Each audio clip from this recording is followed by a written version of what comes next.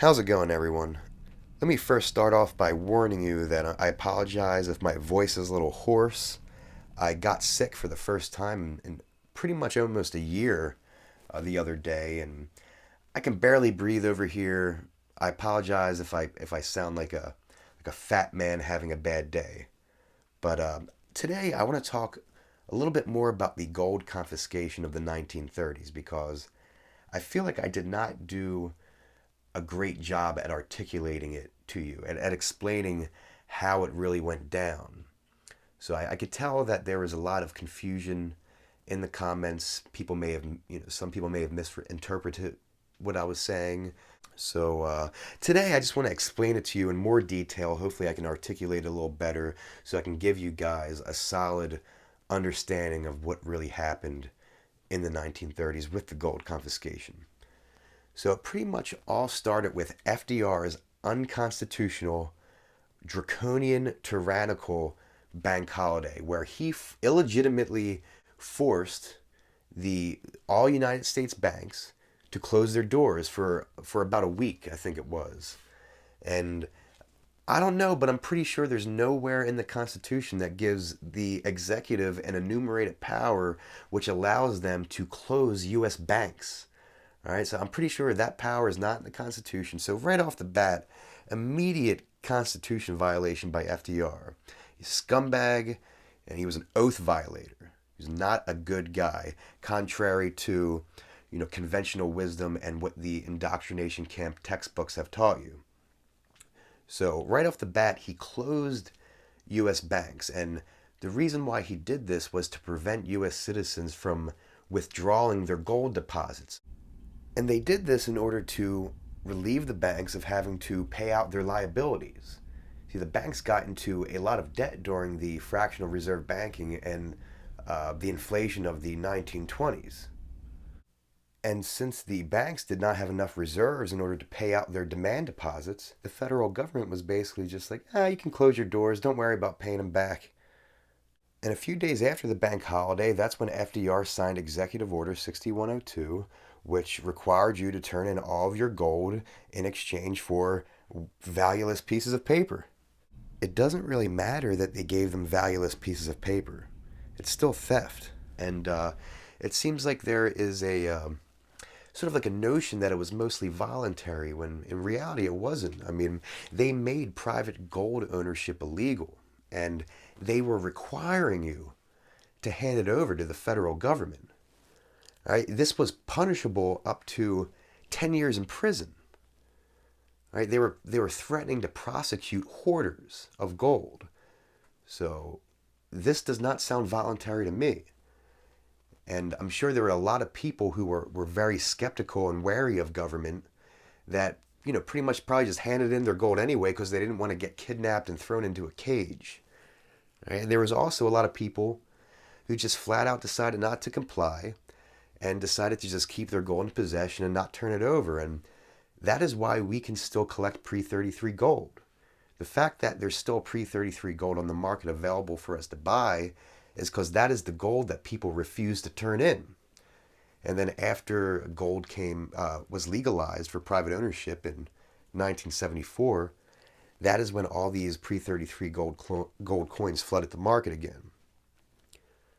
Now, I do admit that there was a large amount of people who just willfully gave up their gold. All right, FDR was a popular guy. He had a lot of charisma. People loved FDR, loved him. They had complete blind faith in government. And even the people who willfully handed in their gold because of the level they were propagandized and the amount of blind faith that they had for government, even those people, they were still coerced. It was still fraud. Those people were defrauded. They got that gold stolen from them because most of them, when they handed in their gold, they didn't realize they were never going to get it back. They didn't realize the U.S. government was going to completely suspend the dollar's redemption for gold. They didn't know they were going to end the domestic gold standard. So they basically just trusted FDR. It's like, FDR said we should hand our gold out. Let's just give it to him. He'll get us back. No, didn't work out that way. He took your gold and he never gave it back. So it was fraud in all aspects. It was either coercion, it was forceful violence, or it was just deceitful fraud. And there were a couple instances of actual confiscations of them just physically removing it from someone. If somebody maybe did something stupid and broke the law and were investigated for other reasons and the authorities found out they had gold, then they would get it confiscated from them or stuff like that. But actual physical confiscations did happen. They just, they didn't go door to door, street to street. But anyway, I want to clear all that up. It was a confiscation. The U.S. citizens basically got duped into handing over their gold, which they were never going to get back. And like I said, I'm sure people also handed it in just because they were afraid of arrest. And it was just a terrible event. And most people don't realize that they also confiscated silver through the Silver Purchase Act of 1934. I think it was like if you had over 500 ounces or something like that, you were required to turn it in. So you guys can do more research into that yourself, the Silver Purchase Act of 1934, but it did require you by law to turn in your silver over a certain amount of ounces. And if you didn't, it was the same penalties as if you didn't turn in your gold, up to 10 years in prison and some kind of crazy fine. But last thing I want to touch on in my last video, I feel like I just did a terrible job at explaining their motivation behind confiscating our gold. So the reason why they won't confiscate our gold today is because we have no connection with gold to the US dollar. The US dollar is not backed by gold anymore. We do not owe gold-backed US dollars as debt. So the US government isn't going to try to get our gold. In my last video, I stated that the US government owed gold as debt and we didn't have enough money to pay the debt. So they wanted to steal it from us. And I was right, I just didn't word it as well as I should have. So instead of they didn't have enough gold to pay their debt, I really should have worded it like they didn't have enough gold to back their debt, because that was really the case. They needed gold to back their debt because the US dollar had to be backed 40% by gold. So for every valueless dollar that the Federal Reserve created, the US government needed 40 cents of gold. So they wanted to go deeper into debt. The national debt didn't decrease under FDR, he increased it. So he didn't confiscate our gold to pay down our debt, he confiscated our gold to go deeper into debt. Because in order to print more money, he needed more gold. So he was basically like, oh, you guys can just play with this monopoly money. We need your gold so we can borrow money on your behalf, further enslave your children. So we're going to steal your gold and we need it to pay other governments and foreign central banks, and you guys can just play with this monopoly money. And that just shows you that any amount of gold backing is better than no gold backing, because just a small amount of gold backing still restrains the amount of money, the amount of fiat dollars that the US government can print. And now that the US dollar is completely unbacked by gold, the Federal Reserve, the US government, can just print as much dollars as they want. And now we are in the situation where government can be funded just through the printing of money, and that is very dangerous.